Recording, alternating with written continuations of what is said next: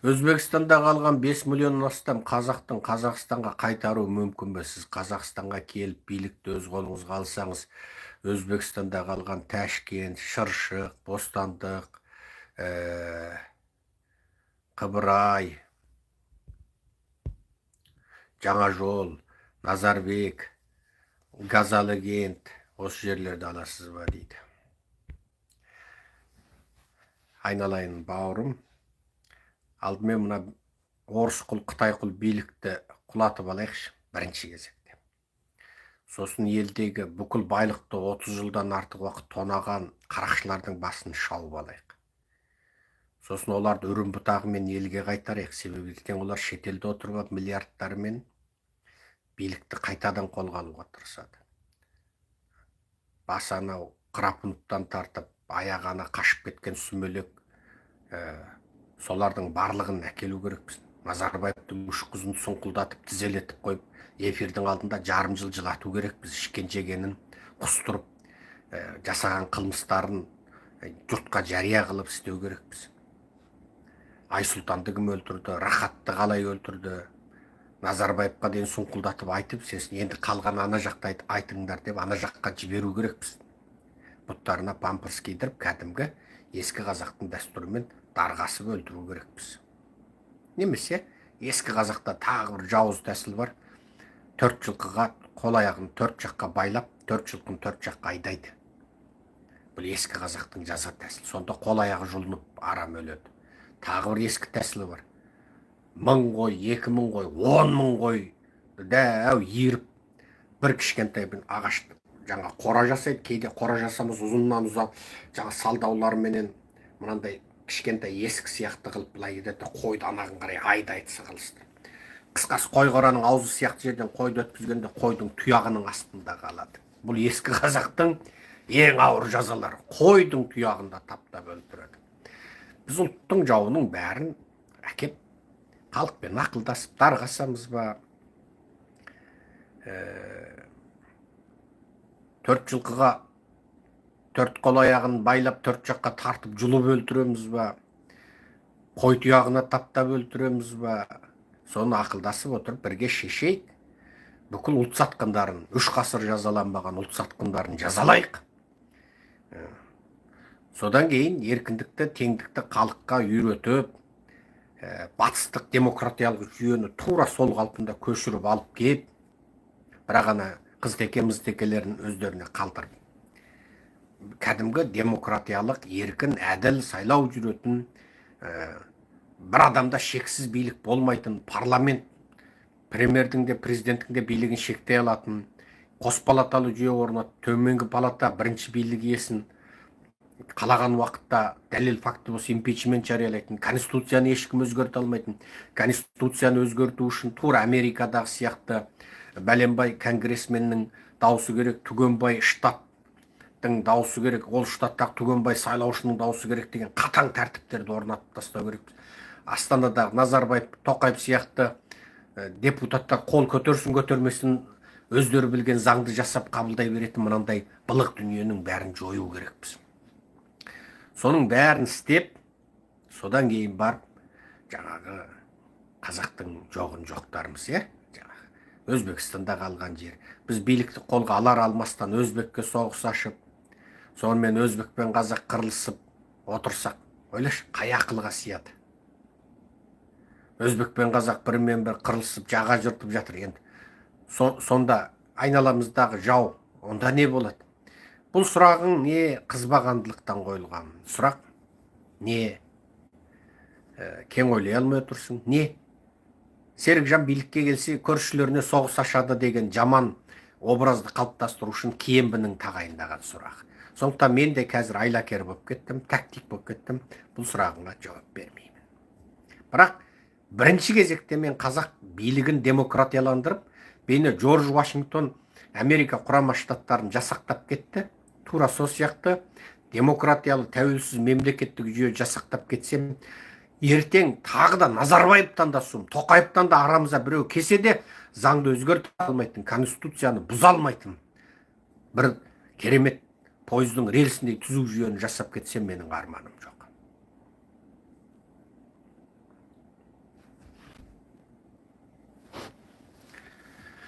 Басқа сұрақтарыңыз бар ма? Басқа сұрақтарыңыз болмаса, мен бір ұрттап шайымды ішіп алайын.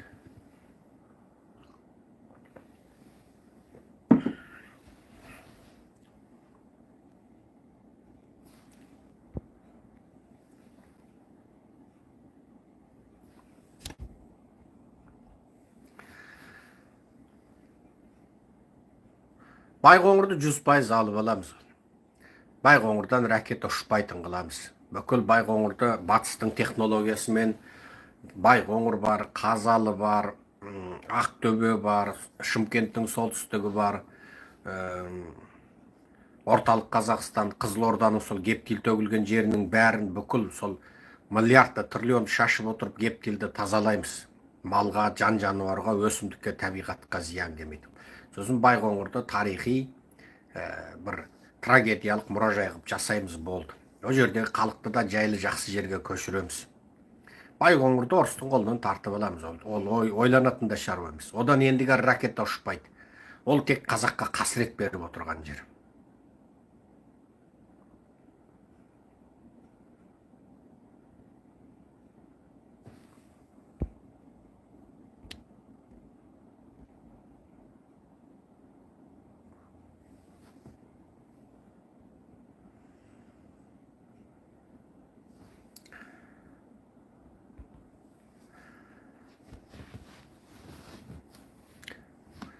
Тағы қандай сұрақтарыңыз бар? Орыс не болды сәке дейді. Орыс қазір бір күрделі белгісіз жағдайда тұр. Украинада қазір бір күрделі белгісіз жағдайда тұр. Орыстың тағдыры, Украинаның тағдыры қысқа күнде 40 құбылып отыр. Бүгін бұлай құбылады, ертең алай құбылады. Адамзат тарихында дәл осындай құбылулар бұрын соңды болды ма болмады ма, мен күдікпен қараймын. Енді бұл жердегі бір нәрсе, кеше мынау Римнің бас побы, Ватиканның бас папасы өліпті дейді. Сол кісіні жерлеуге алыстан Саршал барыпты, Зеленский барыпты ана жақтан, екеуі ауашада кездесіпті. Кеше түнде жатарда осы не болды екен деп ақпараттарды қарасам, сонда жаңағы Fox News'тың хабарлары тұр екен. Енді ол Римнің папасын жерлеуде бір сұмдық, енді өздерінің бір ырым-жырымдары көп екен. Сол жерде Зеленский мен Трамп кездесіпті дейді. Енді бір деректерде Зеленский рахмет айтыпты, шартсыз түрде соғысты тоқтатуға келісіпті дейді. Бір деректерде жоқ, олай болмапты дейді. Мен оны ендігі лекциямда айтамын. Ендігі лекциямда, бүгінгі лекциямда емес. Бірақ мен кеше Fox News'ты, Американың ақпараты ғой, Fox News'ты көріп отырып, ана жаназаға жиналған, бүкіл жер елімнен жиналған соншама белді беделді тұлғалардың, атқамінерлердің ішінде бәрі негізінен қараға жуық киіп алған, қара немесе қараға жуық. Трамп қана көк костюм шалбар киіп алған ғой. Содан бұл шалдың қыңыр қисық қот үйдің мінезіне тағы бір мәрте күлдім.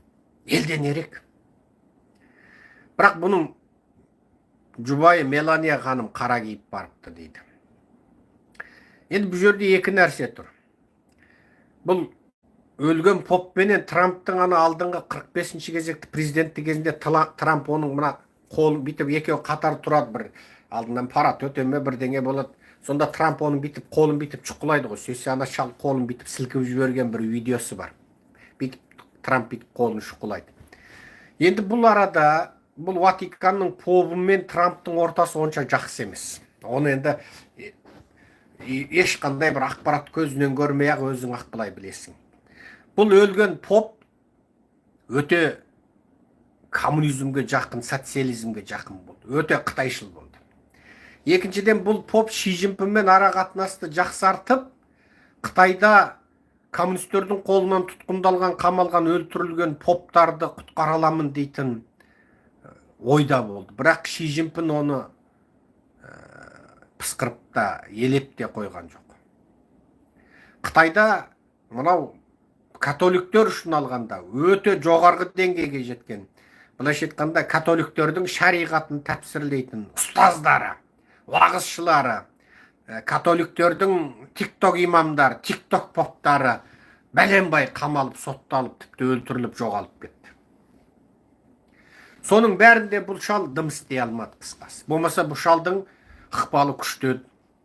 Бұл дабылға бүкіл дүние жүзінде католиктерді Қытаймен сауда жасаспауға, Қытай тауарына бойкот жариялауға, Қытаймен келісім шарттарды бұзуға бұл шал бір ауыз айтса, қолына анау католиктер нанатын інжілді ұстап отырып, жаңағы егерде дейді, кім дейді, Қытаймен дейді, сауда жасаса дейді, ана жақта күнәһар болады дейді, деп бұл шал пәтуадан бірді соқса, жер бетіндегі бәленбай ел католик қой, солар Қытайға салатын зияны да біраз болады деді. Бірақ бұл шал өте жұмсақ болды ма, қорқақ болды ма, жоқ бір бәлесі бар ма, өзінің бопсаланды ма, Қытайдан ақша алды ма, енді о жағын білмеймін. Бұл шалдың бір бүйрегі әйтеу Қытай коммунистеріне бұрды да тұрды ғой. Трамп соның соғылығын ұнатпауы мүмкін. Екіншіден, оның өліміне әдетте мына христиан католиктердің бәрі негізінен қара жамылып барады, қара киеді. Трамп костюм шалбар киіп алыпты. Сосын ол Truth Social'ында кеше Fox News'ты айтты, мен әлі бүгін көріп үлгерген жоқпын. Бәлен күн тынығайын деп, саясатыңды да, басқаңды да көрмей, оқымай, бір тынықтым емес па? Соны қарамадым. Бірақ кеше жатарда Fox News'ты аша салдым.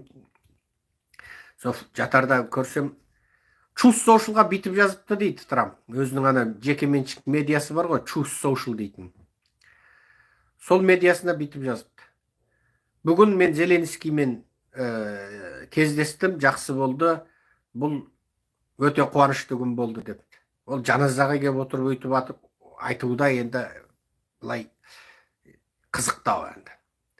Бірақ Зеленский екеуінің фотосын Fox News жариялады, бірақ ана фотоны жариялағанда Украинаның президенттік ақпаратынан алынды деп қойыпты.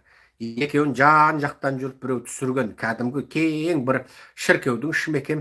Екеу бір орындықты ортаға қойып алып, айналасында ешкім жоқ, айдыл үстел де жоқ. Екеу орындықты қойып алып, бүйтіп екеу сөйлесіп отырған не тарады. Жалпы Трамптың бұл сапары ол туралы мен кейінгі лекциямда айтам, бірақ бір нәрсе анық. Трамп қайта аптасына 5000-нан артық адам өліп жатыр. Екі тараптан да адам өліп жатыр. Зеленский сені қолыңда карта қалмады деген сөзін қайталап келеді.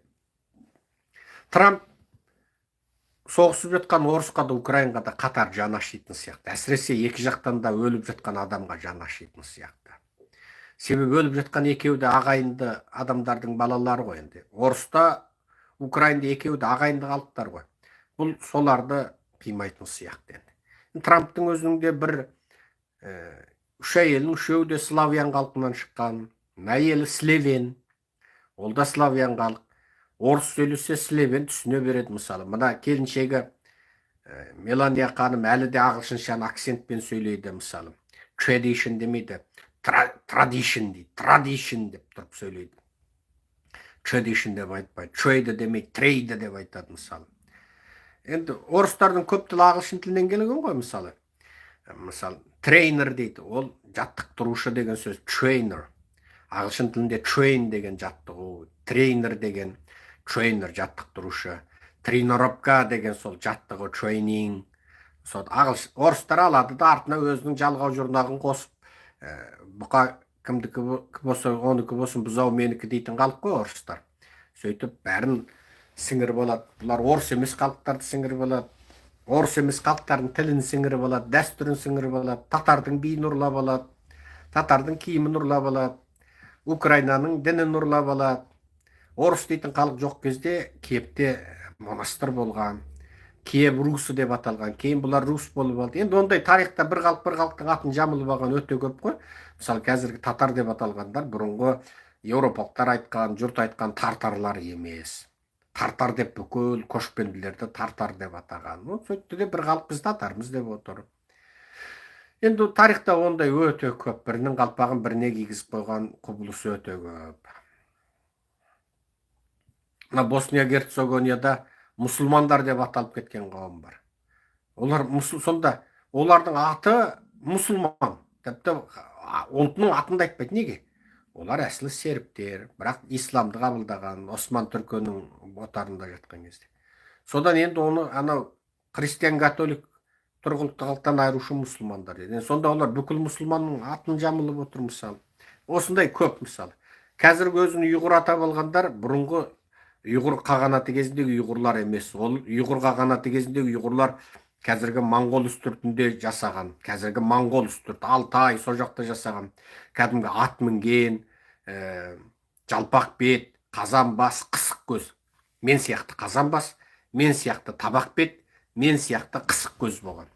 Қазіргі мына ұйғырлар ол үндінің, парсының қаны араласқан, өмір бойы сол ана Такламаканның шөлінде мына Ауғанстан, Пәкістан, Үндістанның шекарасында шекаралас болып жасаған қандарында ариандардың, ирандық парсылардың, үнділердің қаны бар қауым. Ол анау моңғол үстіртінде мал бағып, ат мініп, қымыз ішіп, ат үстінен жебе тартып жүрген ұйғыр қағанатымен үш қайнаса сорпасы қосылмайды. Алдыда 1921 жылы Ташкент конференциясы мен Алматы конференциясы кезінде Ленин жіберген түрколог Қазан университетінен оқыған Сергей Малов деген алдыда